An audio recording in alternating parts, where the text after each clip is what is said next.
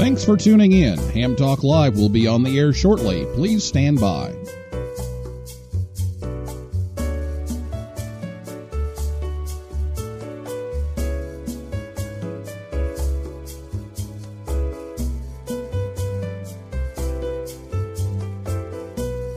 Thanks for tuning in. Ham Talk Live will be on the air shortly. Please stand by.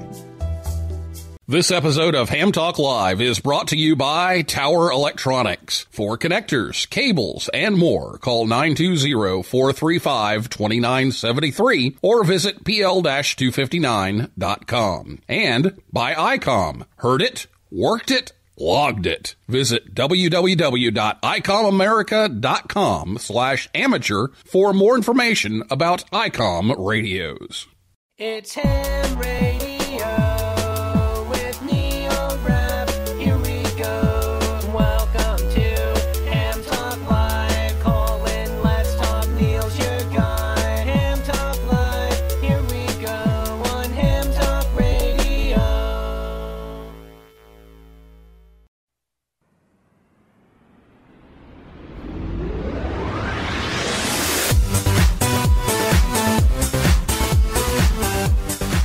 Good evening to everyone. It's time for Ham Talk Live. It's episode number 179.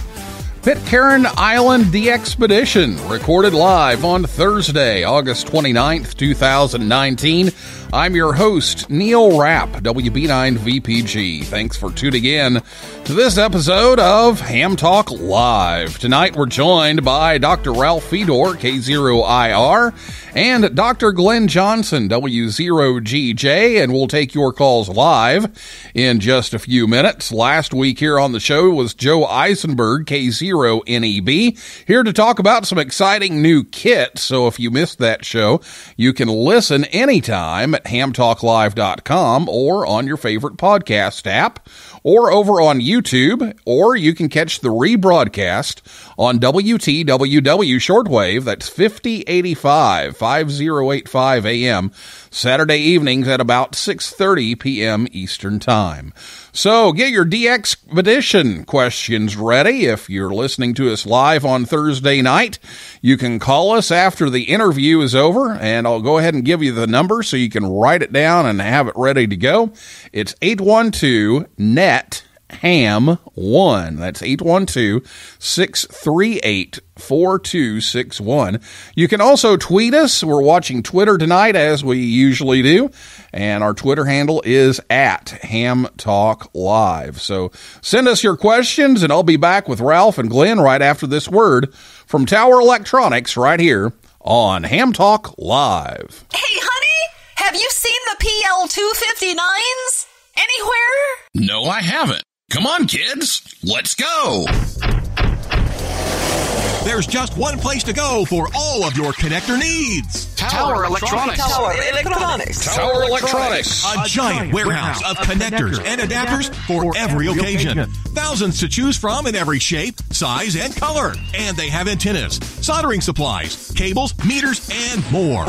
Where do you go if you want to buy a connector at a fraction of retail cost? Tower Electronics. Tower Electronics. Tower Electronics. And this weekend only, take advantage of our special liquidation sale. Buy 9 solder-type PL259s, get the 10th one for just $1 penny. They make great Christmas presents.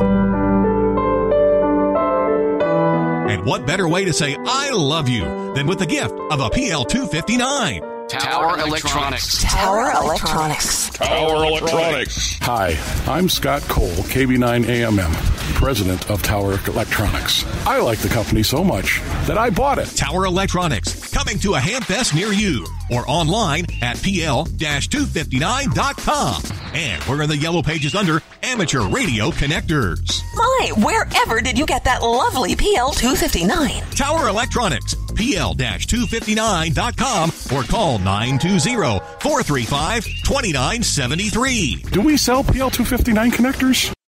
Right now, you could be sitting on a beach, sipping a drink with an umbrella in it, and enjoying the good life. But instead, you've decided to listen to Ham Talk Live. So we thank you. And now here's Neil Rapp with more of the show.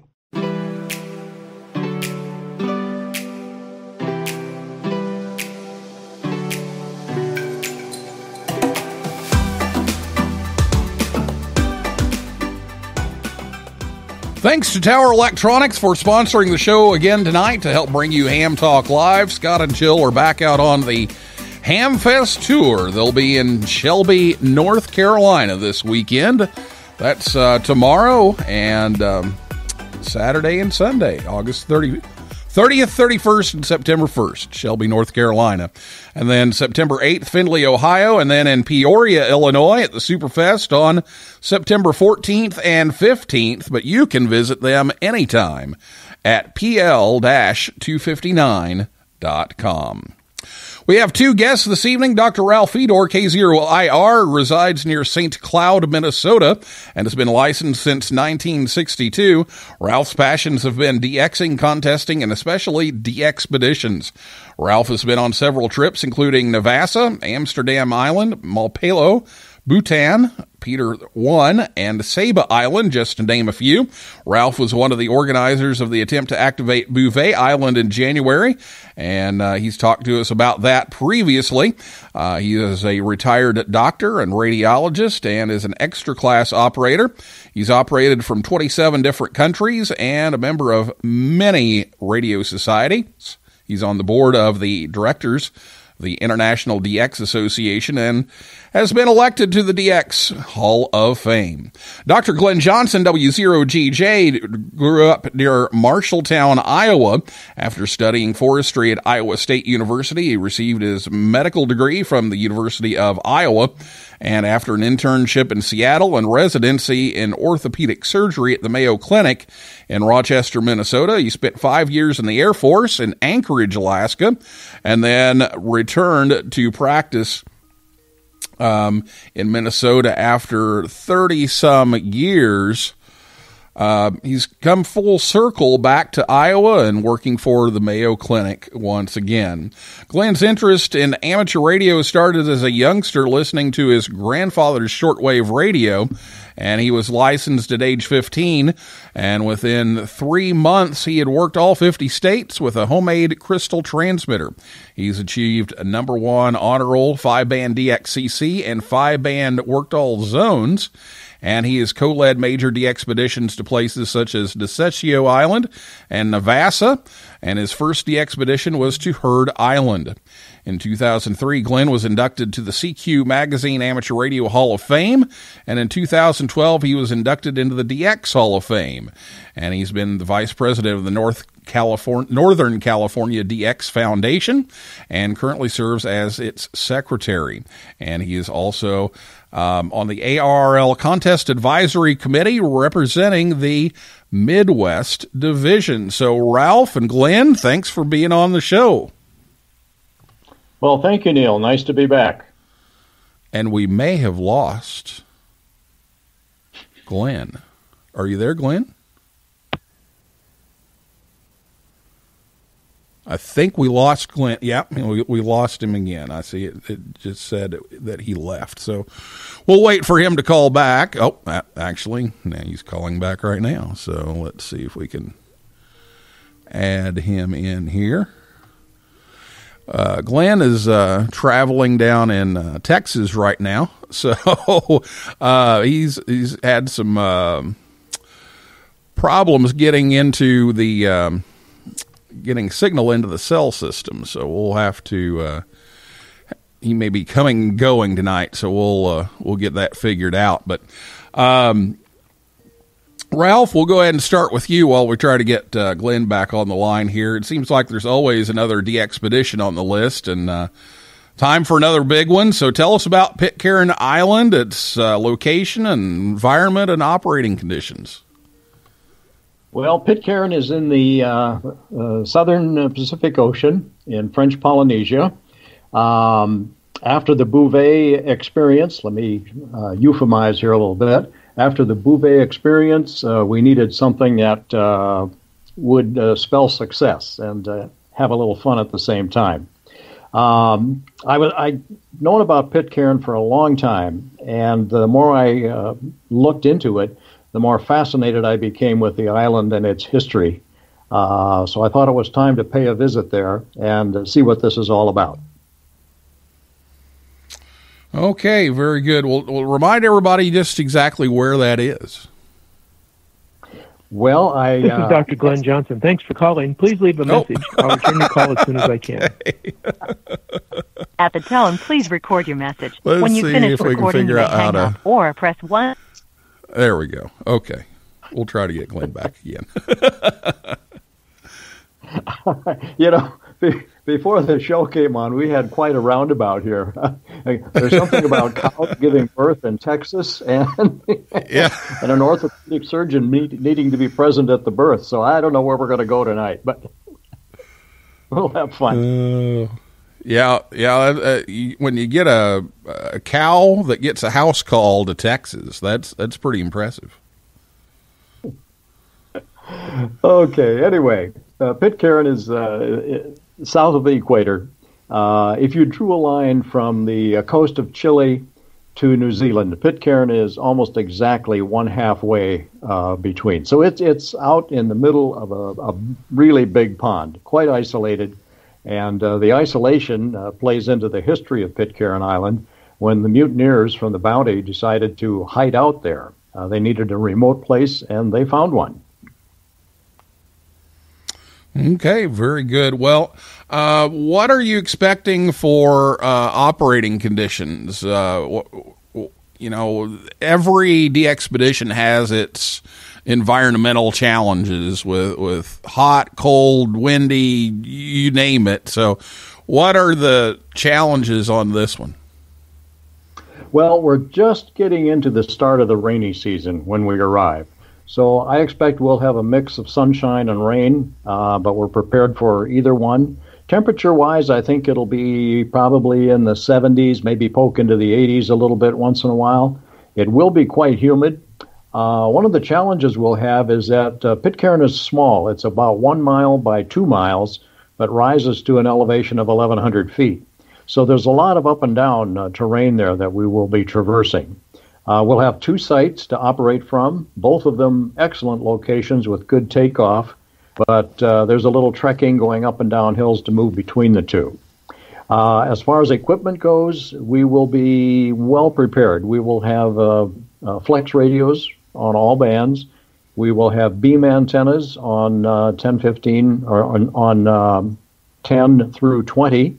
We will have a 4 square on 40, quarter wave verticals on 30 and 80, and a 90-foot vertical on 160.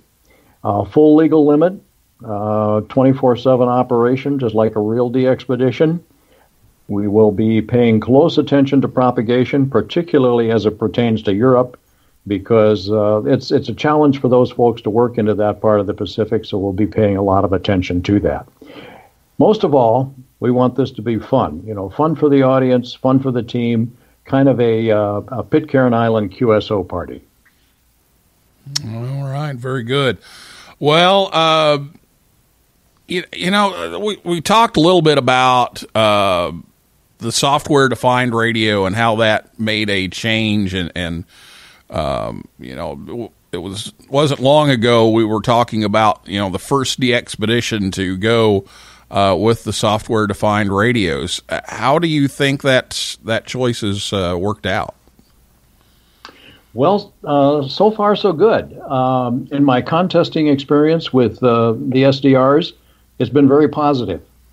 The thing that really makes this exciting for me is I can get rid of an awful lot of wires, and I have things talking to each other, on virtual cables, virtual audio links.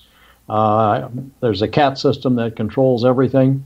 So I'm excited about it. Also, the ability to process signals, hear low signals down in the noise, seems to be impressive to me so far in my work with the SDRs. Well, very good. Now, a lot of the DXpeditions you go on are to uninhabited islands, and so you have to take some, fish and wildlife people with you to kind of guard or, that kind of thing. This is a little different because there's around 50 people living on the island. How is that going to go? And, how does that change the difficulty of the trip? Well, I think it's really enhanced things. We've been in contact with several people on the island. Everyone seems to be excited about us coming. They've been very helpful, giving us a lot of information about the terrain, the weather, what we can expect. They're providing housing for us. The place that we're staying, the owner of the property looked around and said, I've got 14 people coming. That's going to be a little tight. So I'm going to build an addition on my house so I can house these people. That's the kind of attitude we've run into. Oh, that's excellent. So that takes a big strain off of the team, I'm sure. It does. And you don't have to spend all that time pitching tents, putting in tent anchors and arranging sleeping quarters and all that sort of thing. So we can get right to the DXpedition operating. And one thing that just came up, instead of our ship taking us and our cargo and gear to Pitcairn Island in one trip, the ship is actually going by Pitcairn Island on September 6th, and it will be dropping off all our gear there. So when we arrive, our gear will be there. And we don't have to unpack it, or we'll have to unpack it. We don't have to get it off the ship. We don't have to transfer it to boats. We don't have to transfer it from the boat to the shore. That'll all be done for us, and that will shave hours and hours off our setup time and get us on the air quicker.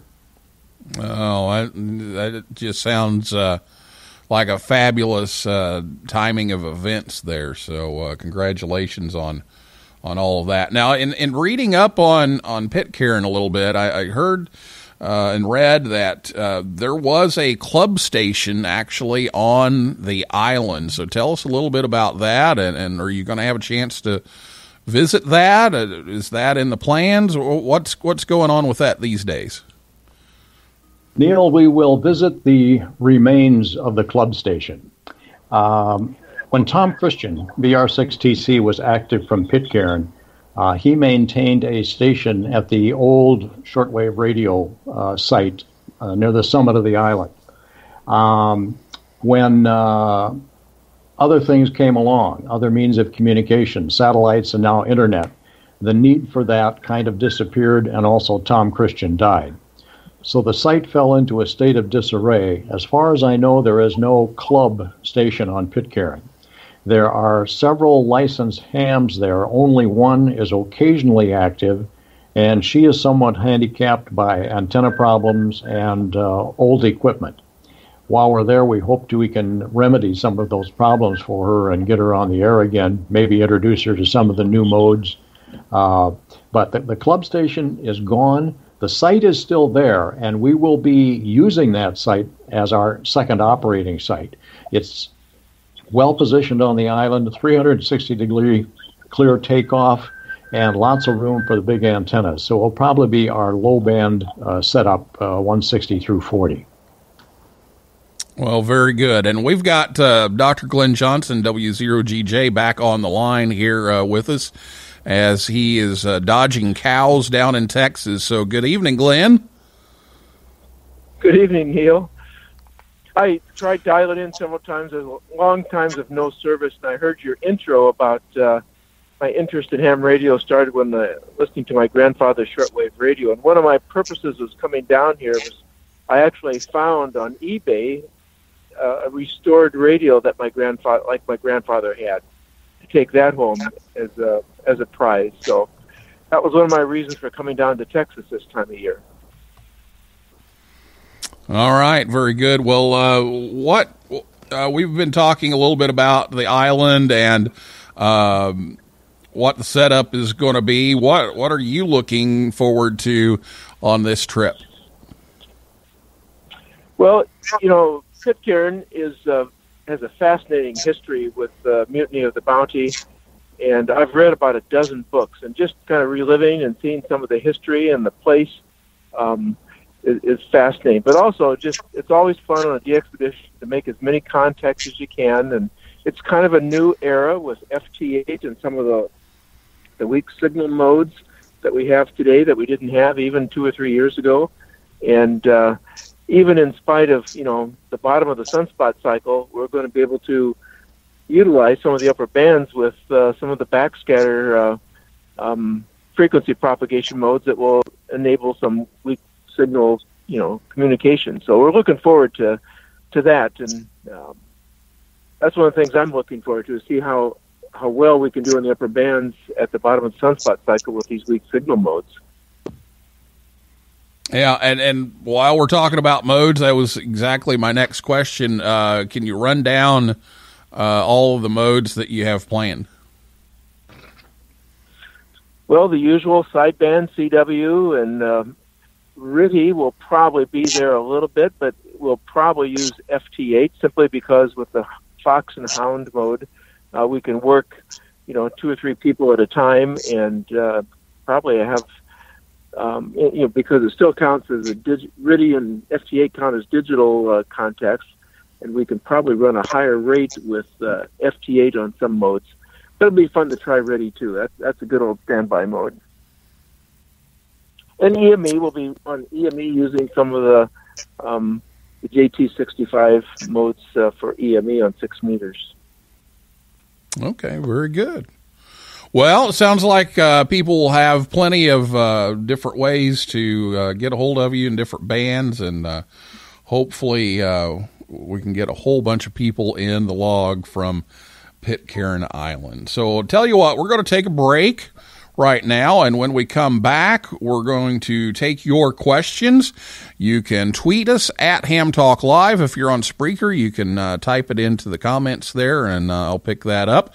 And you can call us at 812-638-4261. We'll give you that number again in just a little bit when we come back with Ralph and Glenn right after this word from ICOM right here on Ham Talk Live. Heard it, worked it, logged it. It's time to get the transceiver that's best suited for your lifestyle. ICOM offers a variety of high-performance and innovative products. Make the most out of contest season with one of these ICOMs today. The IC7610 is the SDR every ham wants. This high-performance SDR has the ability to pick out the faintest of signals, even in the presence of stronger adjacent ones. The IC7610 by ICOM is a direct sampling, software-defined radio that will change the world's definition of an SDR transceiver.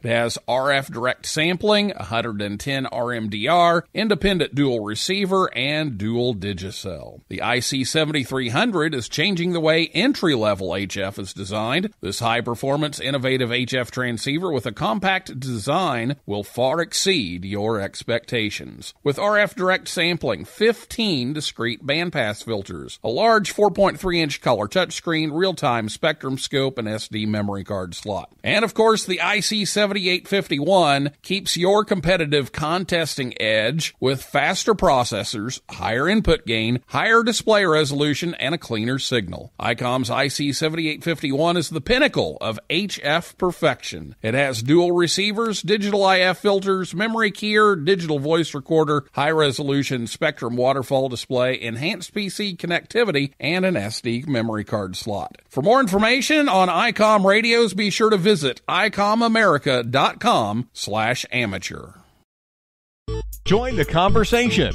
Give us a call at 812-NET-HAM1. That's 812-638-4261. Now, here's more Ham Talk Live.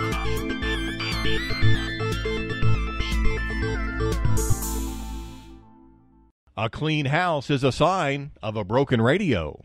You're listening to Ham Talk Live with Neil Rapp.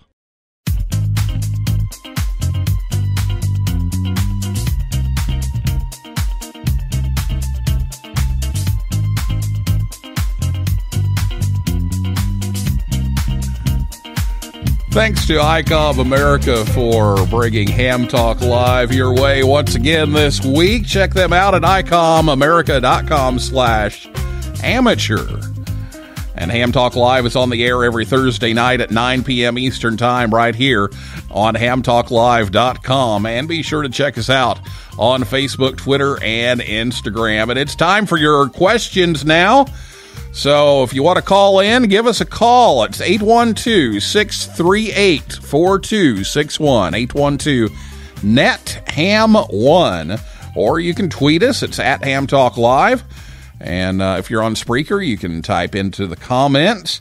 And if you're listening to us on the podcast edition or on WTWW 5085 AM, we're not here. This was Thursday night, so you won't be able to call in tonight. But we do have a couple of questions that have come in, and so we'll go ahead and start with those. And if you want to give us a call, 812-638-4261. So, Ralph, I think you've been delegated for this one. So, Michael Brydak wants to know, does Andy's Pizza in Pitcairn deliver? Well, I think Andy will deliver just about anything for a price. For the audience, Andy is our host on Pitcairn Island, and we'll be sleeping at his place. It has an excellent location. We'll have some stations there. And Andy does have some culinary skills. He's pretty good in the kitchen, and he likes to make pizza. So I'm sure we'll be eating some pizza. As far as delivery goes, if he's going to make a delivery, he has to get into the longboat and maybe go about 200 miles or so to the nearest island, and that one doesn't have any people on it. So his delivery business is kind of in the tank right now. The will is there, but the resources are just not there. I'm sorry. All right, and Glenn will give you this one. This is from Brett, WY7BG, and he wants us to ask, in these times of low solar activity, what bands and modes do you expect to work the best for them, and at what times of day? Well, I hope it's better than the propagation I've had with my cell phone. But 30 meters will be open hopefully 20 to 22 hours a day. So 30 meters is a pretty good band to be on. TW, FT8, RIDI modes, and 40 should be good at night. The lower bands are certainly favored at this time of the solar cycle. And I have noticed the propagation indices this last week, and I don't ever recall seeing the solar flux down to 66 before, but it's been that the last few days. And that, of course, certainly favors 160 meters, the low bands, 160 and 80 meters.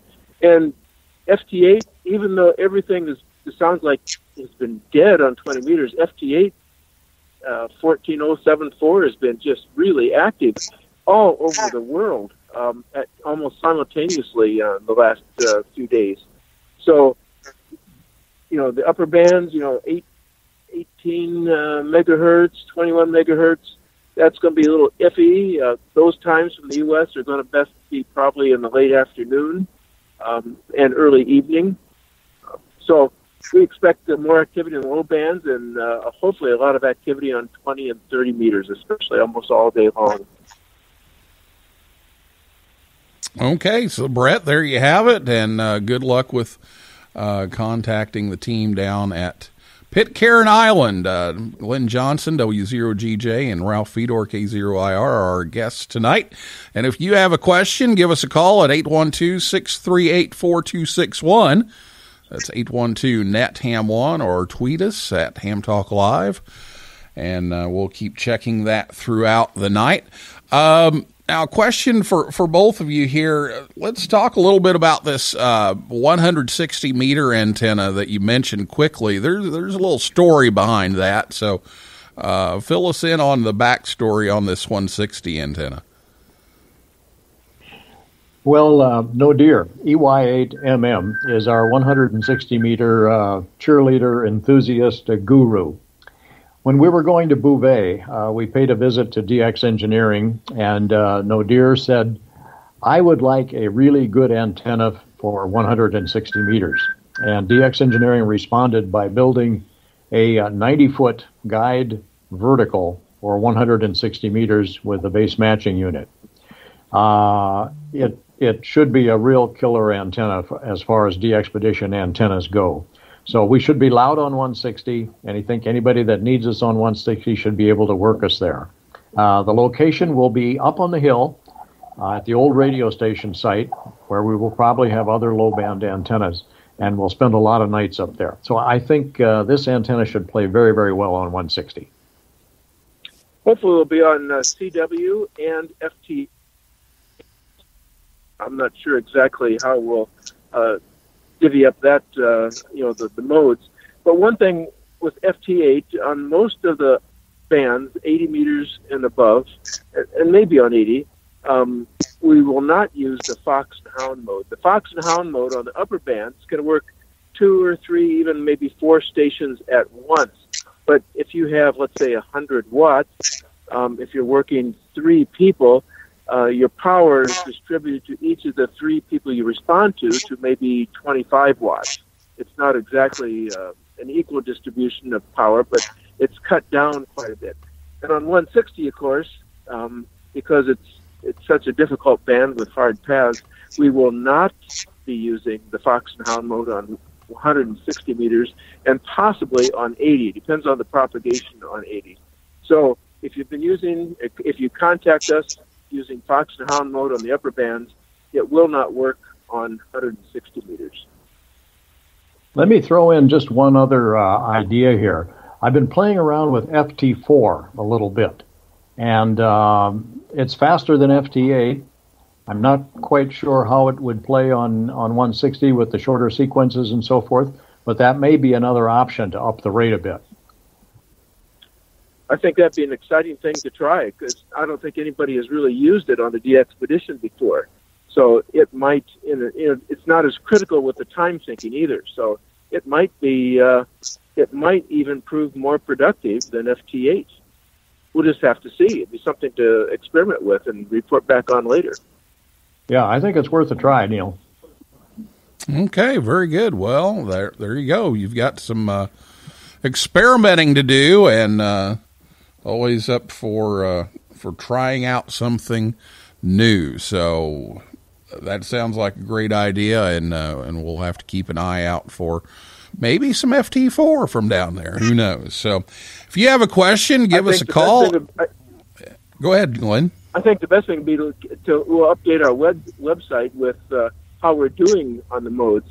And, so frequently visiting our website will kind of fill you in and keep you up to date on how we're doing and how we're operating different modes. And while we're on that, let's go ahead and give out that web address. It is Pitcarin. Oh, go ahead. Yeah, it is pitcarindx.com. Okay, and that's Pitcarin, Pitcarin Island DX. Very good. Yeah, just pitcarindx.com. Pitcarindx.com. All right, very good. All right, so you can check that out and see what they're up to once they get down there and try some of these things and see what's working and what's not working so well and give it a try. So, okay, we've got another question here, and I had something kind of on the back burner here to try, and I don't know why all of these questions are revolving around food and drink, but here we go.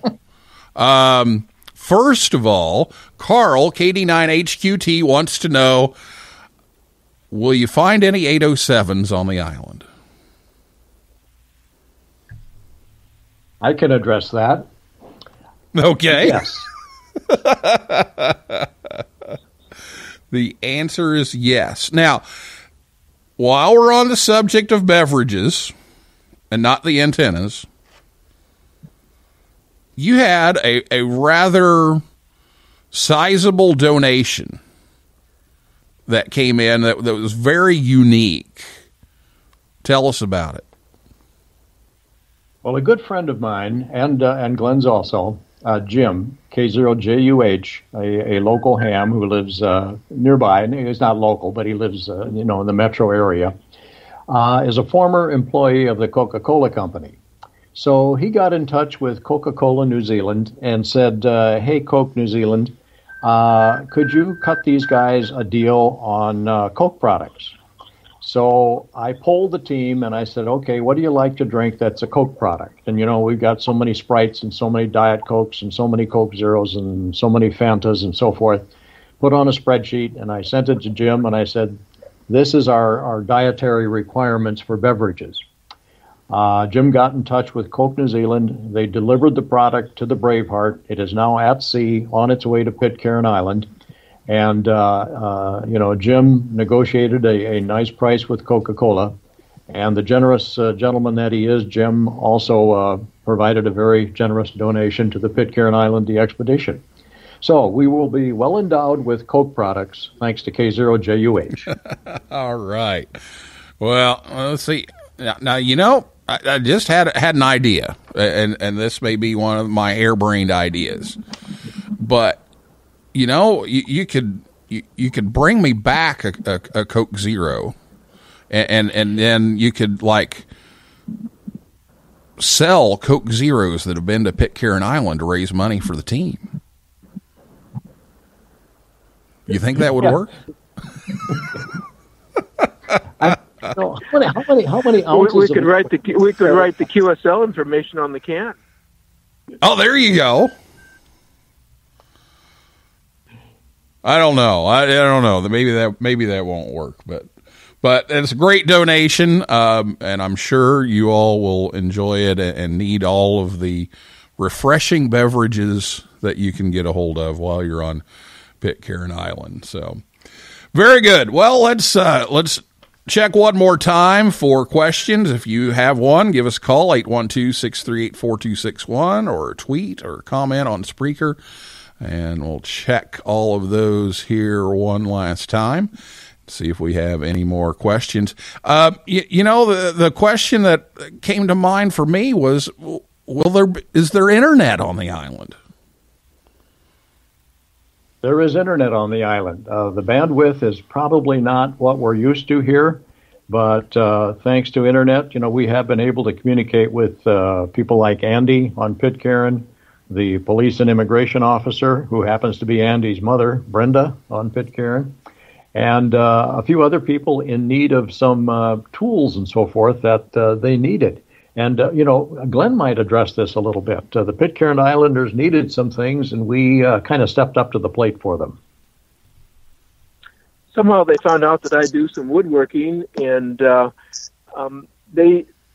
of their main sources of income is selling curios or things they make to the tourists and yachters that drop by. And sometimes there's a cruise ship that drops by, and sometimes some of the crew people go ashore. Many times the Pitcairners will go out onto the boat and set up little tables and sell their wares. But they make a lot of little wooden objects, little mementos to remember Pitcairn by. And I'm looking at a couple of pictures. They're little workshops where they make this. They have piles and piles of sawdust, but they were in need of some bandsaw parts where they make these things, and we have a few $1,000s worth of bandsaws and bandsaw parts to help keep them in business with their handicrafts. So that's in some of our containers, a lot of equipment to help them do things like that. We have some lawnmower parts and other things that they need that find very difficult to get. So we're trying to help them and keep them going. Oh, that's great. I love it. And you'll be able to help out with the ham radio operator there and get her antennas fixed, hopefully. We hope so. And yes. Among the other needful things on Pitcairn Island, we have sent marshmallow fluff, peanut butter, 2 cases of Baby Ruth candy bars, and 100 bags of original Fritos corn chips. Oh, there we go. Well, this is making for an interesting story, because normally, you have to pick up every single last thing, that you brought, and you don't leave anything behind, and there's no one to leave it behind for. And this time you have a chance to help out some of the natives there. So that's really cool. Well, I don't see any more questions tonight, so we're going to finish things up. But Ralph, let's give you a chance here. Anything else that you want to talk about, and then we need to talk about the website and donating to the cause before we go. Okay. Well, I guess my parting shot, Neil, would be that there are so many interesting and fascinating things about Pitcairn to spawn questions and discussions of, in ladies' aid groups or ham radio clubs or whatever. And one of the things that we've hoped to do with this is to stimulate some public interest in this DXpedition and Pitcairn Island. Whether that's a fifth grade class, a graduate student in genetics, a history buff, or someone interested in the history of navigation or sociology or whatever, it would be great if we could involve those people in the DXpedition because there are so many things that Pitcairn offers besides the ham radio aspect of it. So if we could get the public more involved in this and enrich the public a little bit with what we're doing, that would be really great. And I would love to have someone step up to the plate and say, hey, I've got this fifth grade class who could we have a video conference with the kids on Pitcairn Island? Something like that would really, really be great. A lot of interesting stuff there. There's something for everybody. The more people we can involve, the richer the experience for everybody. Very good. And Glenn, same for you. Anything we've left off here that you want to get in tonight? I'm not sure exactly what was covered, but the Braveheart is going to deliver most of our stuff in the next week or so. And things will be moved up to our operating site, and so that's going to save a couple days getting everything organized and getting us on the air. And then some of our stuff is going to be packed up and put on the Braveheart and go to another DXpedition in the Antarctic. And then on the way back, our personal stuff will be picked up and taken back to New Zealand and shipped to us. So it's kind of a 2-for-1 for a couple DXpeditions. So we're looking forward to working with people at the Braveheart, people of Pitcairn Island, and the South Orkney DXpedition that's coming up this fall. Okay, very good. And Ralph, again, let's give out the website again and any other social media maybe that's out there, and then how you can donate to help defray the expenses of this trip. Okay. Well, once again, the website address is pitcairndx.com. All one word, pitcairndx.com. We have a Facebook site, and I think if you just go to Facebook and look up Pitcairn Island DXpedition, you should be able to find it. We've got over 1,000 followers on that now. And there's a lot of interesting stories that pop up there that you may not find on the website. So check that out, too. Do both places, and I think you'll find some fun and interesting things there. Contributions-wise, we realize we're not a top 10 entity, and we're not going to command, a huge amount of money coming from the ham population. We're getting some. We appreciate it greatly. If anybody would like to help us with this, we'd appreciate that. On the website, you will find buttons that say donate on there, and if you do that, great. But be sure you work us whether you donate or not. That's immaterial. Work us, have fun, enjoy, learn a little bit about Pitcairn, say hello to us while we're there. And hopefully during this bottom of the sunspot cycle will be some activity that you can enjoy ham radio with. Well said, and we'll leave it right there. Have some fun with it, and hopefully get Pitcairn in the log. So, guys, thanks so much for taking the time to come on, and Glenn for dodging the cows and the cell towers and everything. So actually, before we go, we've got to talk about the cows for a minute. Tell everybody what's going on with the cows, because everybody didn't hear that. I grew up with raising Angus cattle, and I've always had an interest in that. And one of my friends down here has a herd on his ranch, and it's calving time, so we just came down to kind of watch and help out if we could. So so far things went very well. and a bunch of new little calves. Oh, they're so cute. If you've never seen a born little calf, they're so innocent. You go up and cuddle with and hug. It's there's nothing like it. Well, we wish you the best on the rest of your trip down there in Texas, and thanks so much for calling in and keep trying to get back with us, and we're glad that you did. Hopefully we'll have better propagation from Pitcairn. And Ralph, thanks as always. We appreciate you coming on and telling us about all of these, and we hope to hear you from Pitcairn soon. Okay, thank you, Neil. My pleasure. Well, thanks.